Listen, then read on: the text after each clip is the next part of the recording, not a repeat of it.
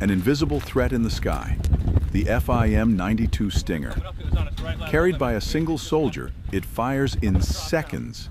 It provides a silent but deadly defense against low-flying helicopters and planes.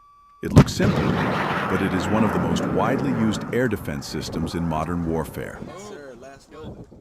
Modern Russian shoulder-launched air defense system.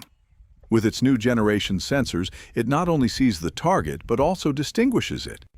It reacts quickly against helicopters, planes, and drones. It is more difficult to deceive than older generation systems. It controls the sky at short distances, but with high precision. A Russian shoulder-launched air defense system developed after the Cold War.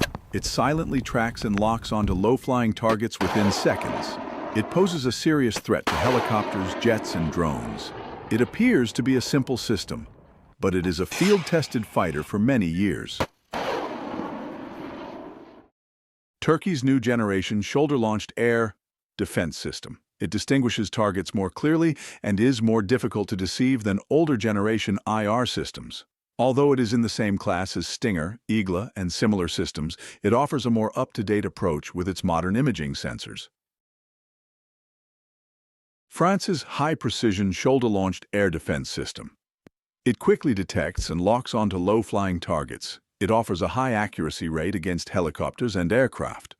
Although it is in the same class as systems like Stinger and Igla, it is one of Europe's most reliable defense solutions, particularly distinguished by its precision strike capability.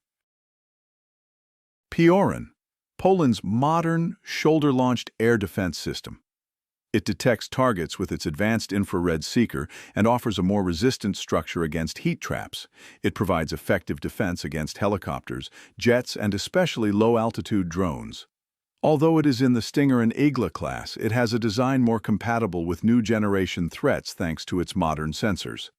It is a compact but effective air defense solution that has proven itself in the field from Ukraine to Europe.